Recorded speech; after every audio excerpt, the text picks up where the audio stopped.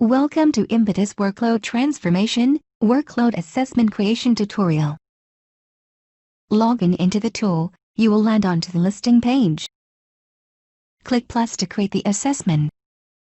Give your assessment a name. Let's say you have Teradata as your source enterprise data warehouse for which you want to assess the workloads. Upload the DML scripts. The right side help panel highlights the field in yellow to assist you better. Select the target platform you want to move to.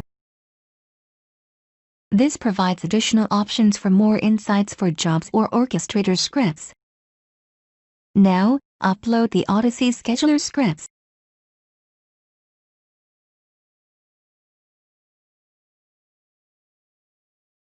Go with default or configure your thresholds that baselines the recommendation of ideal migration candidates. Selecting My Saved preset. Your assessment status changes from running to success within seconds. See the next tutorial which shows analysis and recommendations. Thanks for watching.